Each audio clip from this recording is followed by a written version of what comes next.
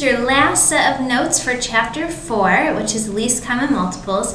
And it's kind of strange to end this unit this way because all we've been doing really is talking about factors. So today is going to probably boggle your mind because we're going to switch over to multiples.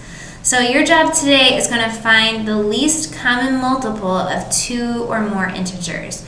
So before we get started, I wanted to just show you the difference between factors and multiples. So what we've been doing so far is factors. So 1 times 8, 2 times 4, and that's it. Those are my factors of 8.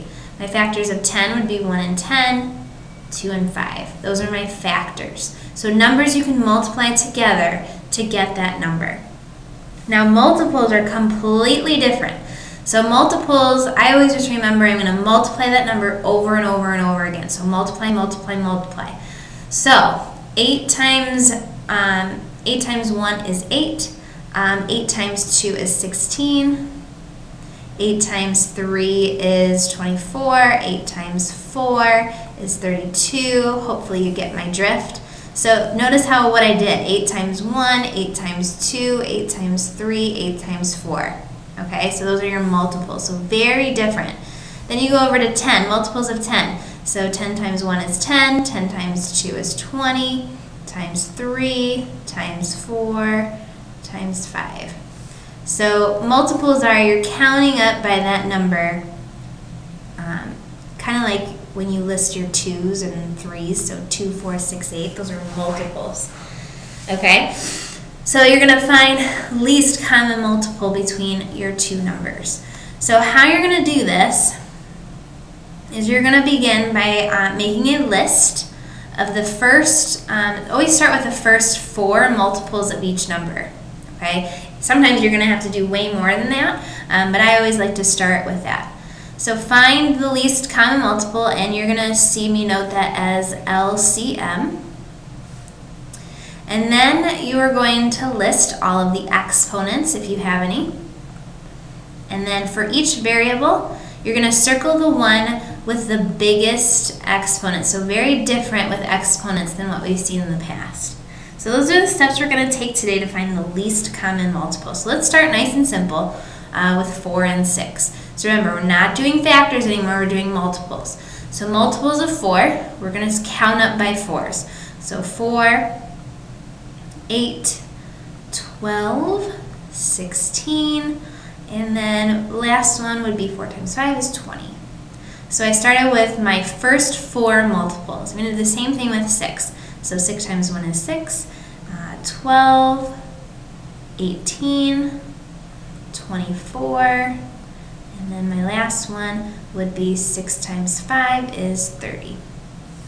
So I started with my first 4 multiples, and notice how I didn't even need to really go that far because right away up here I had a common multiple, so 12 and 12. So my least common multiple for 4 and 6 would be 12.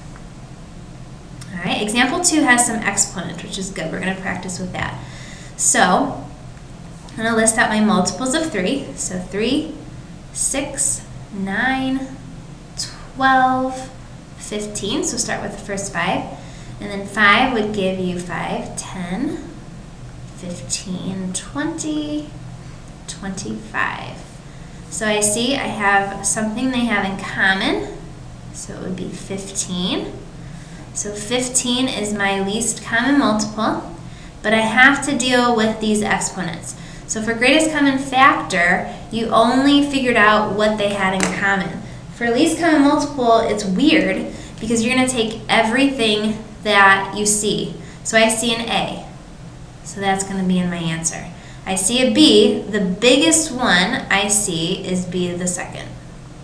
I know it's weird, but for least common multiple, you're going to pick the biggest one that you see in each term. Okay? And last one, 6 and 9. I've already done my factors of 6 up here, so that's nice and simple. I'm just going to recopy that. So I have 12, 18, 24, and 30. For 9, it's going to be 9 and 18, 27, 36, 45. Okay? So I'm going to look down. Oh, I see something they have in common. Be 18, So that's going to be my least common multiple. And it looks like I am finished. So be ready to practice this tomorrow when we come in. Let me know if you have any questions.